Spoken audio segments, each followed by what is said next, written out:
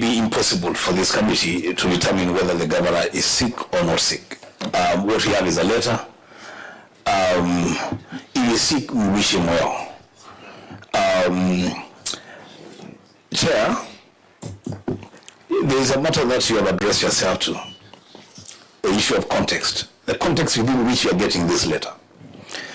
The context where governors have been advised, actually I would say misadvised, that they shouldn't appear before committees of the Senate and that they should appear before MCS. Chairman, I'm happy that we have in our midst very senior lawyers, senior counsel, very, very experienced lawyers who know that we do not need anyone to interpret the provisions of Article 96 to this committee. That, Chair, the work of this Senate of the Republic of Kenya, until and unless then that article is vacated, is that we have a responsibility to oversight the operations of counties and county governors. And on 25, we have a duty of care to this country to summon anyone, including governors, to appear before our committees of parliament. Chair, the thing that I'll be asking you to do in the interest of time is that after this meeting, Chair, I want to request you, after this meeting, you should lead this committee in addressing the media on the matter of the responsibilities of the committee that you chair, so that you put it very, very straight and open to everyone to know that we are not requesting anyone to appear before us. We are doing it because it is what we have been constituted to do, and we will do it to the extent of the law. I thank you, Chair. Thank you, Senator Sifuna. Chair, allow me to begin by correcting what Senator for Kitui has said. It is not the governors who have been misadvised. It is the governors misadvising our national leaders. It is the governors who have misadvised my party leader about the position of... this is true. You know, Chair, I said in Diani, because I didn't want to attend that conference that was held in your county, not because I don't like the people of Homa Bay. It's a beautiful place. But this jamboree that is put together by the governors without any recourse to other institutions that are involved in devolution, was a platform where they poisoned and misadvised the minds of the national leaders to pronounce themselves on certain things. I said in Diani that if you are in a position of advising any leader in this country, I was telling the Attorney General that what leaders need in this country is not prayer. Although prayer is important, if you are in a position of Attorney General, your responsibility is to give proper advice to your boss. Even when it comes to matters of devolution, these governors are the ones who are misadvising Mzee. Because you remember when we had a meeting with the party leader in the Senate, when he came out of that meeting, the pronouncements he made, including strengthening the place of Senate in order for devolution to succeed, those were the proper words or the proper advice that Jacom gives. And I know his mind. I know his position on devolution. He's the father of devolution. I was very shocked to hear some of those pronouncements because I know he's been misadvised. Number two, Honorable Chair, I know that Article 96 of the Constitution places upon us the responsibility to oversight monies that go to devolved units. It is there in plain black and white. And in fact, the Supreme Court extended it when the governors were trying to argue that we only oversight the revenue that comes from shareable revenue, the national share, and not on-source revenue. The Supreme Court extended and said we can oversight both on-source revenue and money that comes from the equitable share. If you look at Article 125 of the Constitution, it gives Parliament and its committees the power to summon anybody. Anybody. It doesn't have to be a governor. We can summon these people from the media. If we wanted to have a conversation with what is his name? My friend Mauritius Oduor, who's behind that camera. If we want to summon him, we can sit there on that chair and take oath.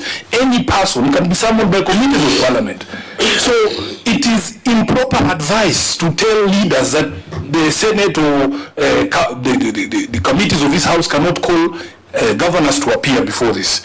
Honorable Chair, the controversy was settled in that case that Senior Counsel has referred to by the Supreme Court. When governors tried to argue that they should not appear before the Senate, it was made very clear that the county assemblies exercise what they call primary oversight, and that the Senate exercises secondary oversight.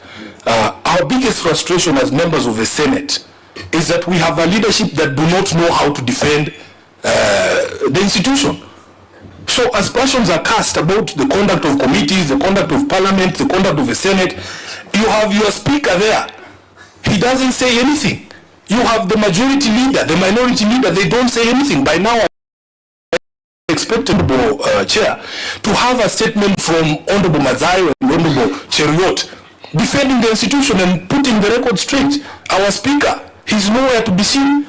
And even you, Chair, I want to challenge you when the Senator for Kitui has said, Chair, if you don't defend this committee, because this committee was specifically singled out, they say we are the rent seekers in the Senate. Chair, if you don't defend us today, we are willing to move a motion of your removal. Today. Because we cannot continue like this. If somebody has any evidence, let them present it. I don't think, Chair, we have ever sent you to get money from anybody. We don't send our chairs there. In this committee, there's no welfare. There's no member for welfare here, as far as I know. So, Chairman, you just know that you, as a leader of this committee, have a responsibility to defend this committee. We can't do it on our own and individually. I'm putting the leadership of the Senate on notice. The Speaker must defend his institution. He is the head of the House. Our leadership, the majority and minority leader, they should not go to those meetings to just make jokes about welfare. They should defend the institution and call out the hypocrites who are pointing fingers at Parliament, and yet we know they are the originators of corruption in this country. I thank you, Honorable Chair. Thank you. I know you made very strong remarks, but we must also reflect that we've got the Parliamentary Powers and Privileges Act, which governs how unethical conduct is dealt with in Parliament. And maybe the other speakers can address themselves to that, because if there are allegations of misconduct on the part of Parliament, it is a speaker who chairs the relevant committees who should then call for evidence so that we can go through the processes of determining whether members are engaging in unethical conduct. So all those are instruments that are already available to us in law that we must exhaust before Sifuna moves the motion of impeachment against the speaker. Who goes next? Vice Chair, to really agree how to proceed with Governor Sang, because the last time he was here, we sent him away because he was not prepared. I'm on their knees to the Senate. But when I spoke to an old man from my county yesterday, when those decisions or maybe those conversations came up in yesterday's meeting, that old man is a former member of Parliament, and he said, we know the law. Those are just, PR exercise. Nyinyi kama senators mfanye kazi yenu. So as he has said, let us do our job. The rest, they will fight for it outside there. And I thank you. For those who don't appear or refuse to appear, we must take serious action against them. Otherwise, Senate should close its doors and go to bed. I thank you. Thank you. Samburu, Deputy Whip of Majority. Chair, thank you. Chair, last time when we were having the governor here, there were several issues that we needed to go through as a committee that were pointed out by the Auditor General. And the governor agreed with the committee for more time to furnish the committee with the documents. So I don't know the reasons why now that he has that opportunity to appear before this committee, that he is writing a letter in the evening at night informing the committee that he is not able to appear before this committee. So Chair, I think the right thing we do as a committee is let's not give him a chance of imitation. Let's summon the governor to appear before the committee to answer or to shed light on those issues that have been pointed out by the Auditor General. Thank you. Chair, can I add? Okay, Senator, since this is my county, I would request also that apart from summoning him, the committee should also fine him, as my colleagues have said. They should fine him because the last time they were non-provision of documentation. And you know, I think we wanted to give governors a second bite of the cherry in consideration of these audit reports. We always do it in good faith. So, Chair, I agree. And all the governors must be aware that they need and should appear. Just to add on what the Deputy Minority Whip has said, Chair, is while Parliament is under attack, the leaders of institution must and should be at the forefront to correct what is being peddled in public. Because the people making those statements are not members of Parliament. There are people who are not elected and they don't sit in Parliament. So I think the leadership, the speakers of both houses, because, Chair, after yesterday meeting, some of us are caucusing, both speakers of the House must be put on notice that they are working on a very dangerous path. And members are thinking otherwise. That if this accountability is taken a notch higher, they might become the casualties of what is happening. And they will go before we go. Thank you, Chair. I think that's the saying that fish rolls from the head. So if the fish is rotten, it starts from the top. I think if I was to summarize what my colleagues have submitted, there's been quite a lot of debate over the role of Parliament, and particularly the oversight role of Parliament.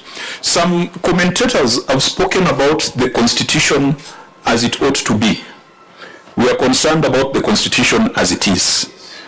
My party leader speaks about the Constitution and the law as it ought to be, and he gives a very rich background on the Constitution-making exercise and the compromises that were made at Bomas, and we respect that because he's got a lot of insight. But this is a Constitution that we have, which contains Article 96, which empowers the Senate to conduct oversight over national revenue allocated to counties, and that has been qualified to include the on-source revenue and conditional and unconditional grants. So we are here pursuant to the Constitution that we have, not the Constitution that we should have had at Bomas.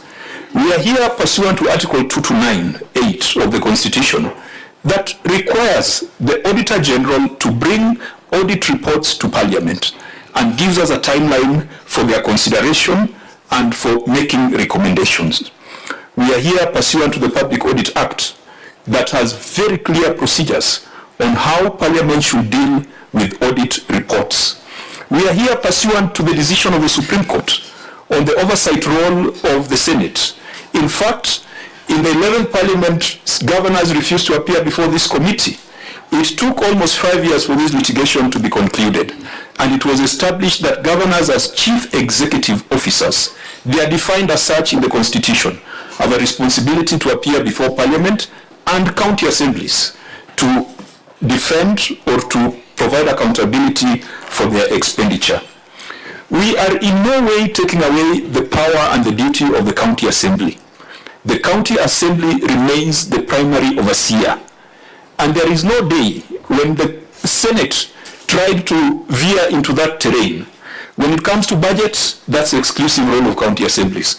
When it comes to appointments, that's the exclusive role of county assemblies. When it comes to integrated development plans, exclusive role of county assemblies. When it comes to expenditure, quarterly expenditure review, exclusive role of county assemblies. And so those who are saying governors and counties should appear before the county assembly are not wrong. They are only wrong to the extent that that should be the final point of oversight. There is secondary oversight that Parliament exercises, and we are doing that pursuant to the Constitution we have, not the Constitution that we wished we had. Article 125 gives us the power to compel the appearance of any person before this committee, any person, including the President, who is making allegations of unethical conduct on the part of Parliament. I want to challenge the speakers of the two houses, because they are the ones who chair the Powers and Privileges committees, pursuant to the Parliamentary Powers and Privileges Act. for the president to come and explain who are those people who are demanding bribes, who are those people who are given bribes. Because you cannot try parliament in a kangaroo court when statute already has clear provisions for dealing with unethical conduct on the part of members of National Assembly or members of the Senate. I think we should move away from this lynching, from this kangaroo court mentality, and challenge our speakers that they must convene the necessary committees and listen to evidence from the president and listen to evidence from anybody else who alleges unethical conduct on the part of members of National Assembly. Those are provisions and instruments available in the Constitution and available in the statute. And the question is, for those who claim that they bring bribes to Parliament, why would you bribe Parliament if you are not guilty? In the event that that was to happen. But even for us to determine the veracity of those allegations, Speaker Wetang'ula and Speaker Kingi, you are the defenders, you are the heads of this institution. You must now exercise Article 125 and summon the president. That article does not exclude the president. It says any person, Parliament has the power to summon them. Let the president come before a committee of Parliament. Let him repeat the things he has been saying in public rallies, the things he has been saying in other places. Let him bring that evidence so that it is processed in accordance with the law. I think finally, we must be careful with our utterances. There are powerful political players in this country who, when they say things, people take it almost as common law. We must always refer back to the Constitution. We must respect institutions. Parliament is also an institution that deserves respect. The judiciary is also an institution that deserves respect, and it has made certain proclamations and directions on this issue of oversight. I think what is going to emerge also is that any governor who chooses to go with peer influence will have to carry his own cross, because there are clear provisions in the Constitution and law on contempt of Parliament. And honorable members, we must tighten the penalties and sanctions on contempt of Parliament. We have a fine of 500,000 shillings, which governors find very easy to pay. In fact, we have had governors who have paid it more than twice or thrice in one session. So we must tighten those consequences. Point of information, Chair, I don't mean to interrupt your flow of thought, but in fact, we in the Senate already passed an amendment to the Powers and Privileges Act to enhance those fines, Honorable Chair. The Senate already enhanced those penalties. Honorable Chair Algei just allowed me to inform the Chair that we passed those enhanced amendments. I remember it was sponsored by Senator Ososi. I think they are lying somewhere in the National Assembly.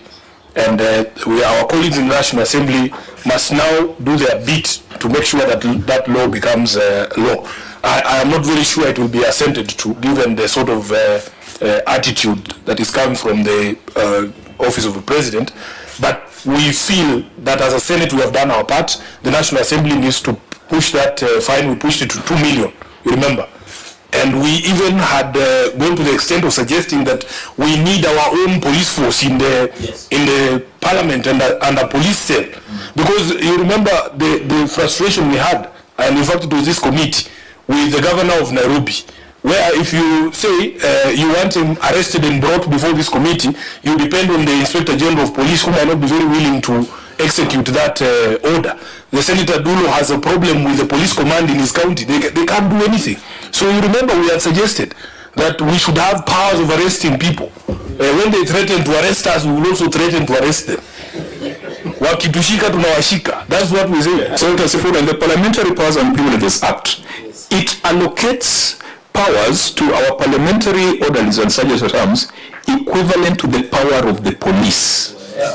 I think we are the ones who are weak in terms of we can direct our sergeant at arms to conduct the functions of a police officer within these proceedings. If the president was to appear before a committee, having been summoned by the speakers, and he became disorderly, the speakers have got the power to direct the parliamentary orderlies to arrest him and throw him out. So we are the ones who have been weak. We have the laws.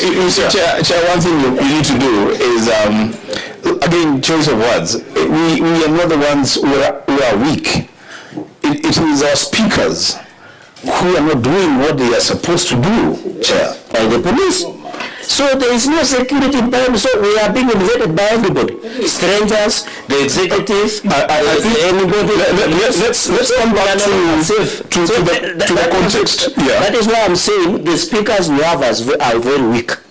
That's what we are trying to say. Because if this is the institution of Parliament, it is the work of the speakers and the leadership to protect an institution. That's what we are there saying, and that is why you are seeing contempt against Parliament, is because we have weak speakers. Listen, honorable members, they must take a walk. Let us be careful with the choice of words, because it's not about protecting Parliament, yes, but it is ensuring that Parliament is engaged in ethical conduct. Yes. And the only way to establish that is for the speakers to convene the necessary committees and, using Article 125, summon the president to come and give evidence of 150 million from Isiolo, summon the president to give evidence of 10 million on anti-money laundering bill, and to give further evidence that he has.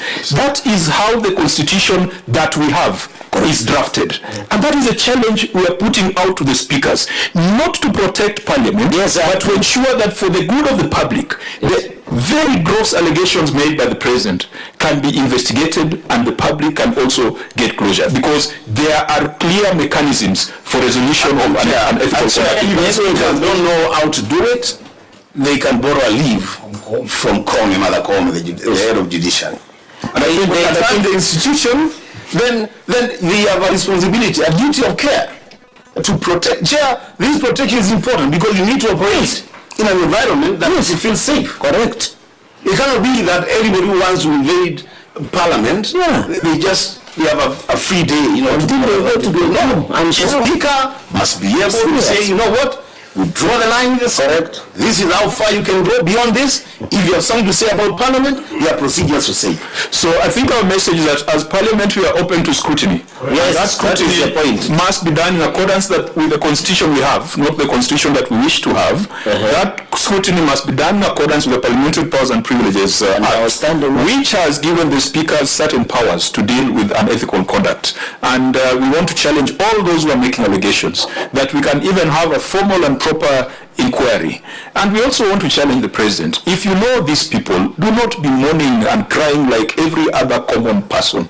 As a consumer of raw intelligence and as a person who can direct the DCI to carry out investigations, please, Kenyans want action. We have had enough talk. Let there be action on the parts of perpetrators of unethical behavior. When it comes to the institution of Parliament, the speakers must stand up so that the public can know whether these allegations are true. And if they are not going to do it, then I am sure these members will do unto them what they did to Gachagua. I think that's the position that we are taking. With regards to Nandi, the reasons provided by the governor of Nandi are not satisfactory. We shall direct that the governor be compelled to appear before this committee in 2 weeks' time, and he must bring an opinion from a competent, qualified medical practitioner to confirm that he was indisposed, and that's the reason why he could not come. To the rest of the governors, we want to advise you that at the end of the day, accountability is individual. There is no accountability hiding behind the Council of Governors. When governors are taken to court, COG never sends lawyers. Somebody has audacity to dispatch a letter at 6 p.m. the day before the meeting. It is absolute contempt. Let them not think that we don't know what they are doing.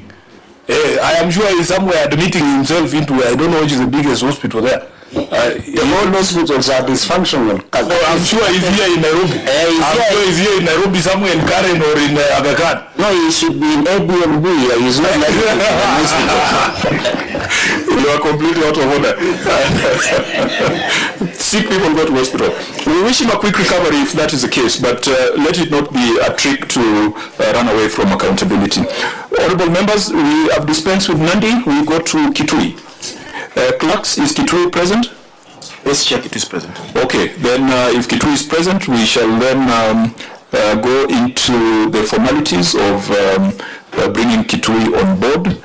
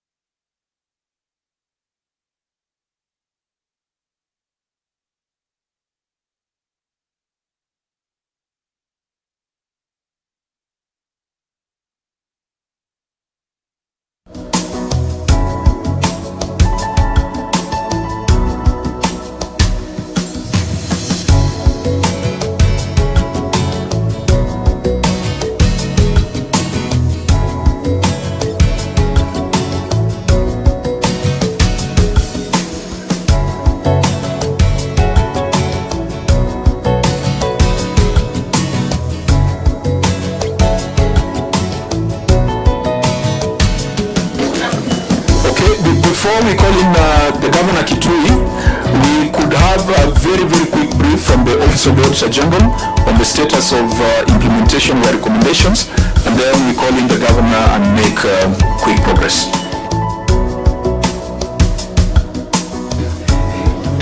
So, OAG, Kitui County, we are to consider their response.